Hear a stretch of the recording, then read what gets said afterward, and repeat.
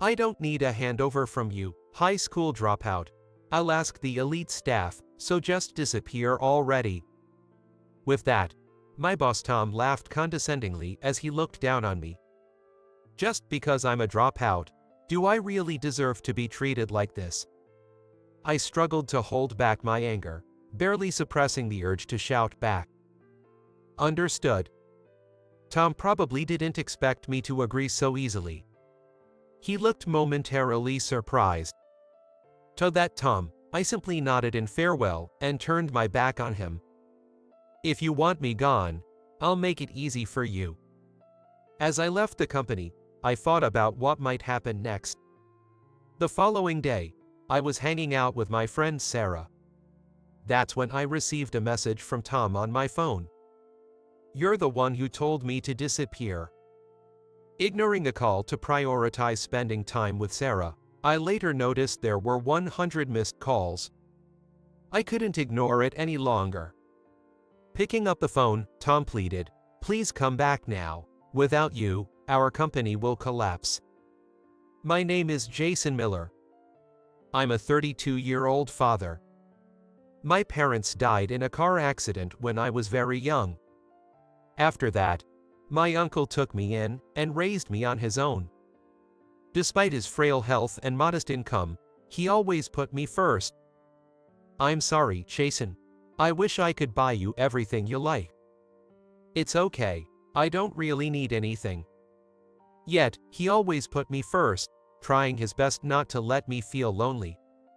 He ensured that my meals were nutritionally balanced, while he only ate macaroni.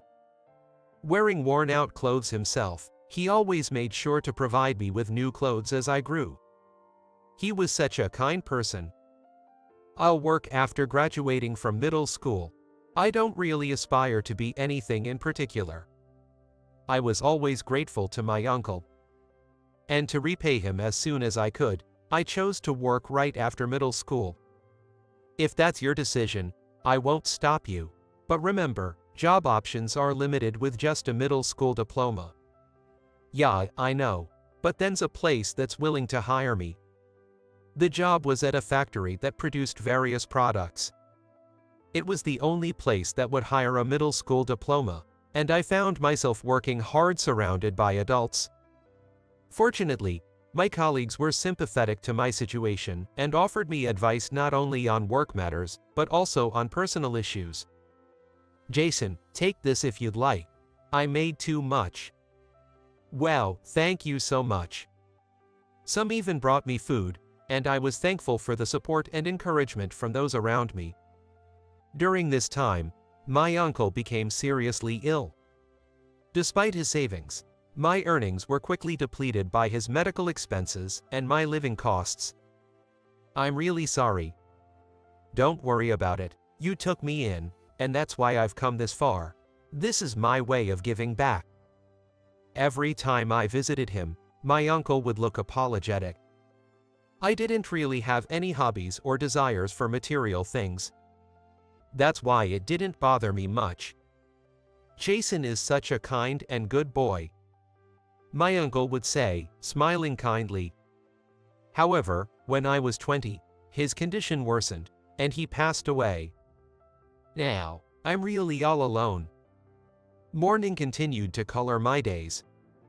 The person who supported me through it all was Emily, who would later become my wife.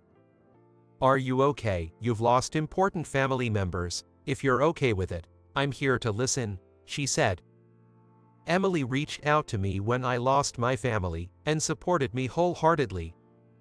Thanks to her, I was eventually able to look forward again. We naturally started dating, and it didn't take long for us to consider marriage. "Emily, will you become part of my family?" "Yes, I'd be happy to." A few months into our relationship, I nervously proposed, perhaps a bit prematurely, but Emily accepted with the brightest smile. Later, we were blessed with our daughter, Sarah, and I have been living happily ever since. We've got a call from that client. Thank you. Initially, I worked on the factory floor, but now I am in sales. Selling the products I once helped manufacture was incredibly fulfilling. It turned out I had a knack for sales. Many clients took a liking to me, and sometimes I was able to secure large contracts. I was determined to do my best and contribute to the company, but not everyone was pleased with me. Hey, a middle school diploma, finish this paperwork by today. What? But this isn't my job. Don't argue, low educated, just do as I say. That was Tom, the manager. He called me a middle school diploma and would often remark, despite your low education. As he did this, he assigned me unrelated chores and his own work. I'll take care of that. You have a sales meeting coming up, right? Thanks, I really appreciate it. While Tom was difficult, others around me were supportive. It's fine, without you, we couldn't even do our jobs. Although they tried to shield me, Tom, who had been transferred from another branch, wasn't aware of my contributions and looked down on me based solely on my education. Although some tried to explain, Tom would shut them down as soon as my name came up. Don't talk about that middle school diploma in front of me. Eventually, everyone gave up on explaining to Tom and instead came to support me. Anyway, I need to focus on my own work now. I have a family to support. I must work hard for both of them. I'm so tired today. When I got home and let that slip, Emily looked at me with concern. You've had a hard day, it looks tough every day. Yes, it is, but I'm okay. Trying not to worry Emily, I responded cheerfully, but she clearly frowned. You always keep things to yourself. Don't hide it from me. Faced with her words, I ended up venting to her about Tom. After hearing my story, Emily murmured, I've heard something about that. Heard what? Then's a rumor in accounting department about a sales manager who is very elitist and looks down on those with less education. I never imagined it was true, let alone that you were the one being demeaned. Emily works in the accounting department of the same company. It seems that Tom's reputation has spread as a rumor to other departments. Knowing this, I couldn't help but chuckle.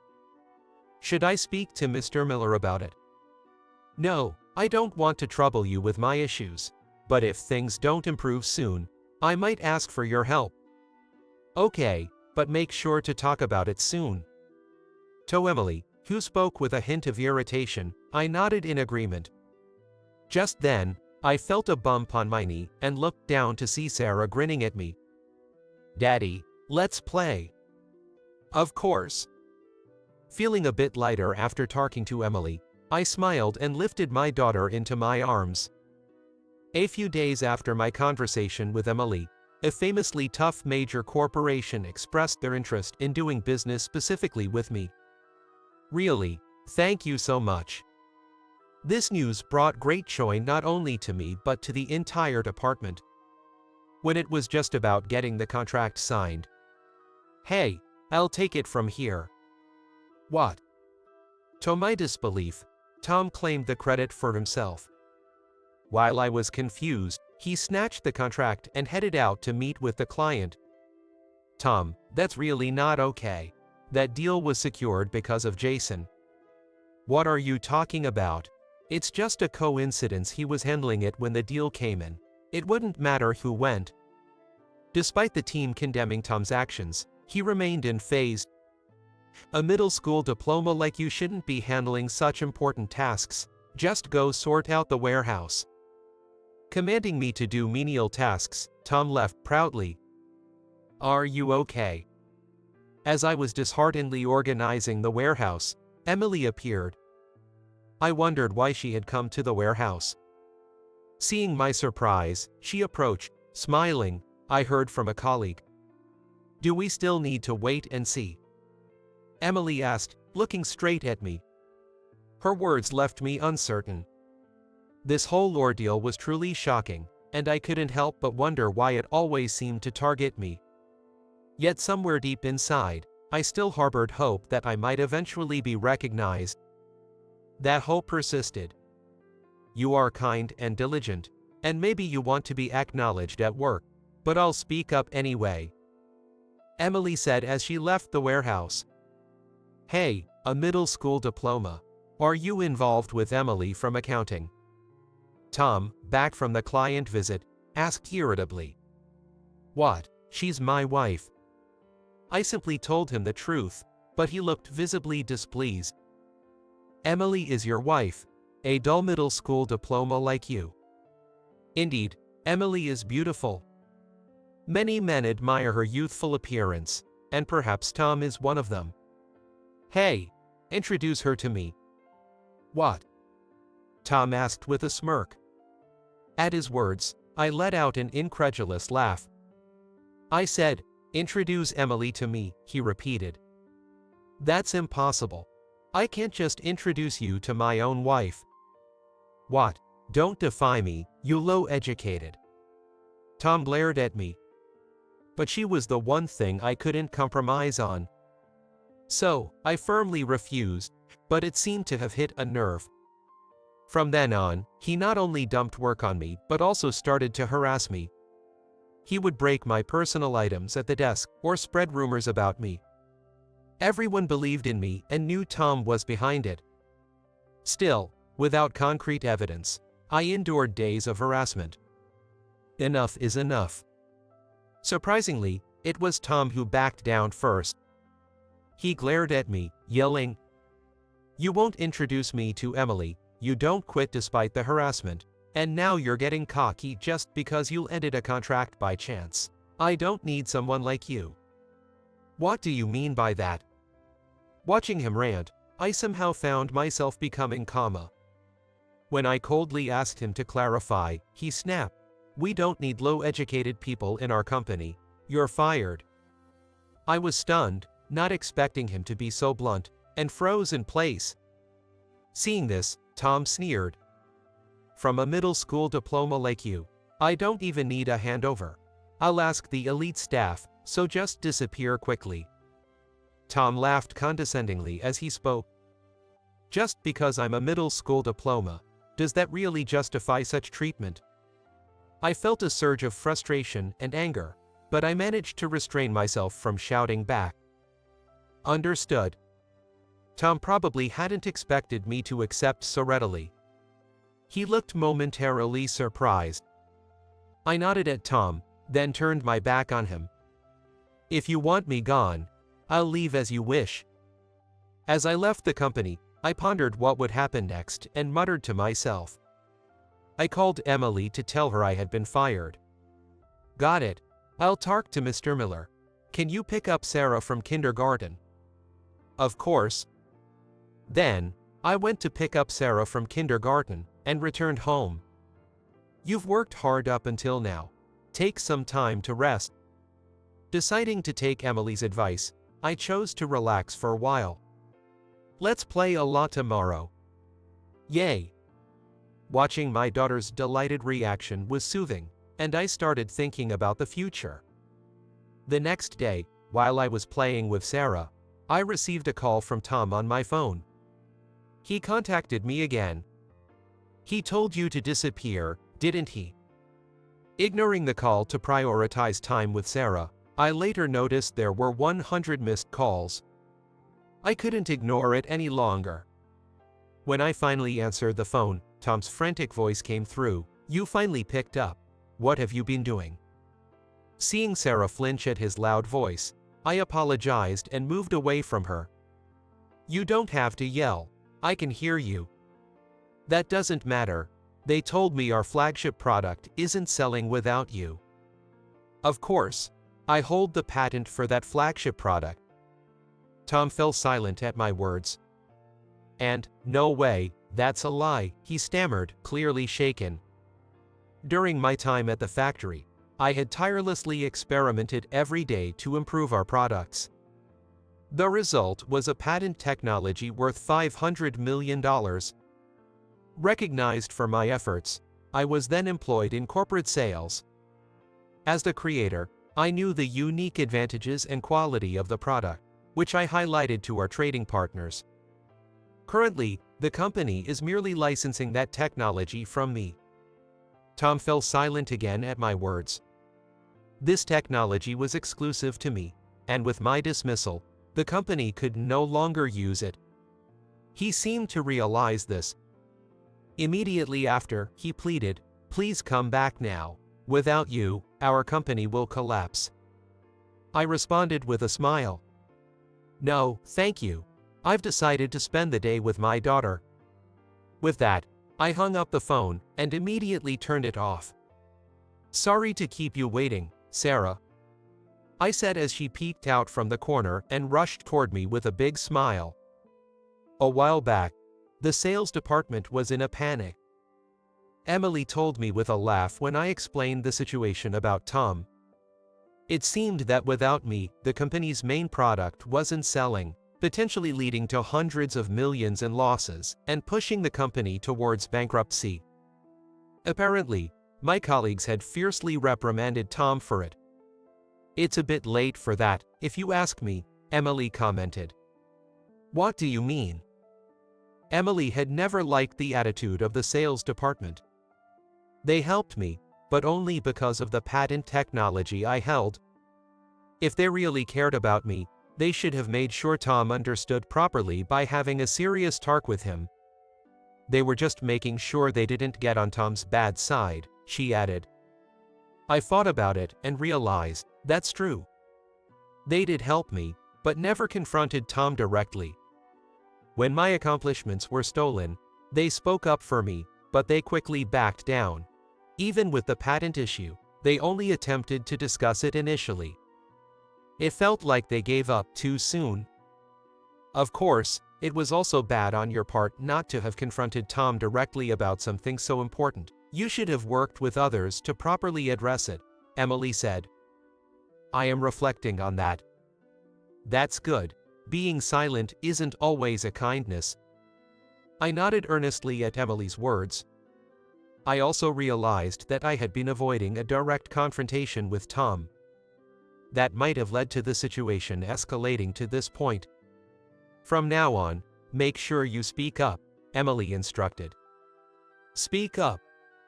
Suddenly, Sarah, who had come up to our feet, mimicked Emily, and we both looked at each other and laughed. The next day, when I went to work, my destination wasn't the sales department, but the president's office. Ah, you've arrived. I've also summoned him, so please wait a bit, Mr. Miller said just before the room was knocked on. Excuse me. Oh. Tom entered the president's office with a pale face, surprised to see me. Ignoring Tom, Mr. Miller started the conversation. I've heard about the situation. At this rate, our company might face bankruptcy. Upon hearing Mr. Miller's words, Tom's complexion turned even paler. How do you plan to take responsibility? That, it's all Jason's fault. He deceived me. Tom flistered under the president's questioning, insisting that it was all my fault. As I inwardly sighed at his behavior, Mr. Miller let out a deep sigh. I've heard about you two from my daughter. Daughter? Emily Miller from accounting is my daughter. Yes, Emily is the only daughter of President Miller. And I had married into the Miller family. Dad, how could I? You should have suspected the family connection given that there are 3 people with the surname Miller in the same company, Mr. Miller said. At this, Tom's shoulders slumped, and he began to speak in a subdued tone. I was jealous of him because he's young and capable. It seems Tom was envious of me for being young yet capable at work and had been harassing me. Despite this, he escalated things this time after finding out that not only did I not quit my job, but I also had a young and beautiful wife. He's definitely a middle school diploma, but he has contributed significantly to our company, Mr. Miller acknowledged. That's true, Tom admitted reluctantly. This time, on my own decision, I told him to use his paid leave instead of issuing a termination notice, the president explained. Indeed, my being at home yesterday wasn't because I was fired. Emily had spoken to Mr. Miller, and I was allowed to use my paid leave. I will consider an appropriate action for your misconduct," Mr. Miller told Tom, who then hung his head. After using up my accrued leave, when I returned to work, my colleagues apologized as soon as I arrived. "We're really sorry for not being able to fully support you." Surprised by this sudden apology, I learned that Emily had confronted them, saying, "You all share responsibility." With a wry smile at her typical actions, I looked around the department. Tom was nowhere to be seen. "Where's Tom?" "He's been reassigned to the factory," someone replied. Tom was required to take responsibility for his actions this time. Mr. Miller decided that he should gain first-hand experience by working on the factory floor. A few days later, I decided to visit the factory during a break. "I'm sorry." Tom was apologizing to a veteran employee. Approaching him, I called out, "Tom?" "Jason." His face turned awkward upon seeing me. I invited him to talk during lunch break. "Okay." He reluctantly agreed. During the lunch break, "I'm sorry for the disrespectful behavior." Tom quickly apologized. Apparently, he had heard about me from the veteran workers at the factory. "You were really trying to help your uncle, weren't you?" "Indeed, our company produces medical devices."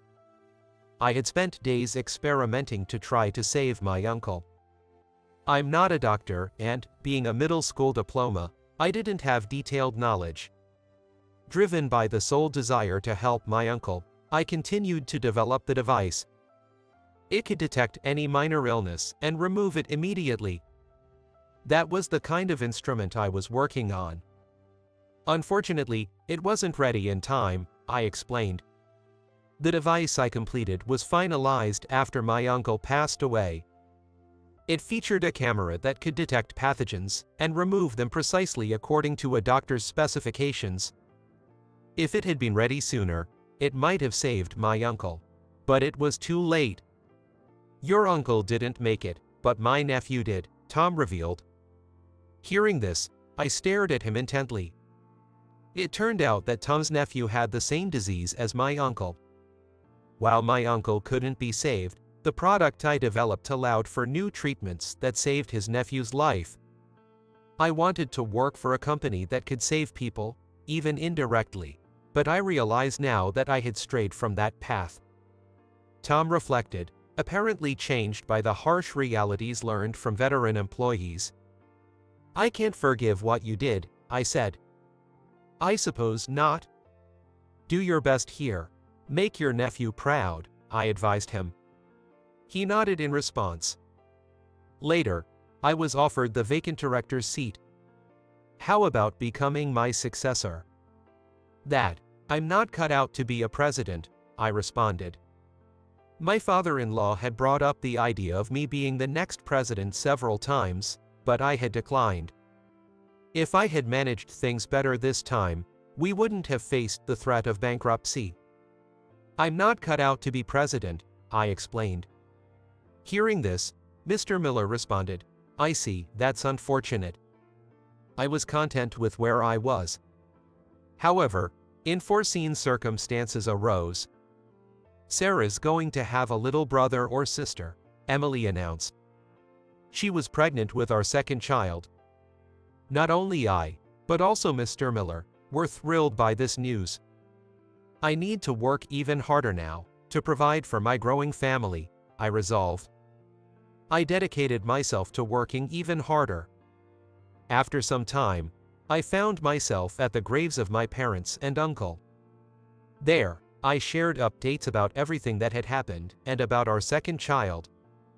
"I'll keep striving harder, for my precious family. I'll save others in my own way," I promised. Just as I finished speaking, I was called and turned around. There stood my beloved family. "I'll be right back," I told them. With that, I headed back to my family. As I walked, the wind seemed to pass through, as if cheering me on.